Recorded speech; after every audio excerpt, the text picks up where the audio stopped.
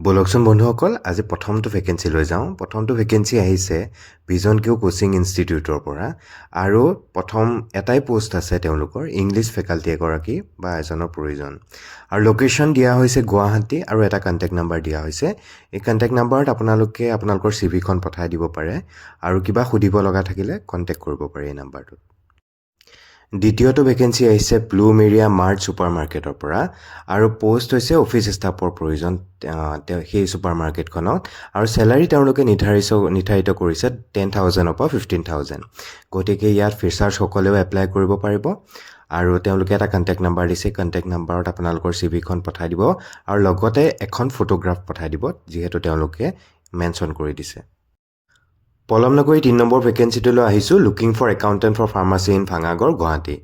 এখন ফাৰ্মাচীৰ বাবে এজন একাউণ্টেণ্টৰ প্ৰয়োজন তেওঁলোকে এটা কণ্টেক্ট নাম্বাৰ দিছে ইয়াতে আপোনালোকৰ চিভিখন পঠাই দিব পাৰে আৰু একাউণ্টেণ্ট যিহেতু আপোনালোকৰ বিকম লাগিব নতুবা আপোনালোকৰ হায়াৰ ছেকেণ্ডেৰীত কমাৰ্চ বেকগ্ৰাউণ্ডৰ লাগিব আৰু একাউণ্টিঙত আপোনালোকৰ কাম কৰা এক্সপিৰিয়েঞ্চ থাকিব লাগিব 4 নম্বৰ ভেকেঞ্চিটো আহিছে গ্ৰামীণ ডেভেলপমেণ্ট MBFC MFI আৰু পোষ্টটো হৈছে ৰিজনেল হেডৰ প্ৰয়োজন বৰাক ভেলী মিজোৰাম নাগালেণ্ড লোৱাৰ আছাম নৰ্থ আছাম আপাৰ আছাম মেঘালয় ত্ৰিপুৰা এইখিনি জোনৰ কাৰণে ৰিজনেল হেডৰ প্ৰয়োজন আৰু আপোনালোকৰ গ্ৰামীণ ডেভেলপমেণ্ট MBFC MFIত কাম কৰা এক্সপিৰিয়েঞ্চ থাকিব লাগিব আৰু এপ্লাই কৰিবৰ বাবে এই ইমেইল আইডিটোত আপোনালোকৰ চিভিখন পঠাই আপুনি কোনটো জোনৰ কাৰণে এপ্লাই কৰিব বিচাৰিছে মেনশ্যন কৰি দিব আৰু কণ্টেক্ট কৰিব লগা থাকিলে কিবা সুধিব লগা থাকিলে এই কণ্টেক্ট নাম্বাৰটোত আপোনালোকে কণ্টেক্ট কৰিব পাৰে 5 নম্বৰ ভেকেঞ্চিটোলৈ আহিছোঁ এইটো আহিছে নিছান মটৰ ইণ্ডিয়া প্ৰাইভেট লিমিটেডৰ পৰা পোষ্টটো হৈছে ছাৰ্ভিচ মেনেজাৰৰ প্ৰয়োজন graduation with 4 to 5 years experience লাগিব অটোমোবাইল ইণ্ডাষ্ট্ৰীত আৰু আপোনালোকৰ ছেকেণ্ড পোষ্টটো হৈছে CRM ছাৰ্ভিচ হিচাপে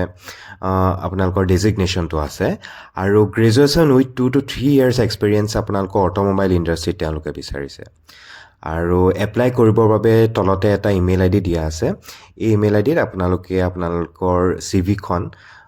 চিভিখনৰ লগতে যিটো পোষ্টৰ বাবে আপোনালোকে এপ্লাই কৰিব বিচাৰিছে তাতে আপোনালোকে মেনশ্যন কৰি এপ্লাই কৰি দিব পাৰে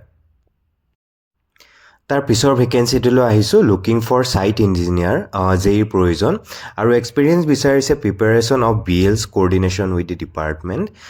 তেওঁলোকৰ বিল প্ৰিপেৰেশ্যন কৰাৰ তেওঁলোকৰ এক্সপিৰিয়েঞ্চ থাকিব লাগিব কোঅৰ্ডিনেশ্যন কৰা হ'ব লাগিব ডিপাৰ্টমেণ্টৰ লগত আৰু ধৰি লওক ইঞ্জিনিয়াৰিং বেকগ্ৰাউণ্ডৰে কাম কৰা এক্সপিৰিয়েঞ্চ থাকিব লাগিব যিহেতু আৰু এপ্লাই কৰিবৰ বাবে আপোনালোকে এই ইমেইল আইডিটো আপোনালোকৰ চিভিখন বা বায়'ডাটাখন আপোনালোকে পঠাই দিব পাৰে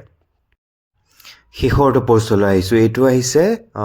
চৌমালা মহিলা সংঘৰ পৰা ACACS আৰু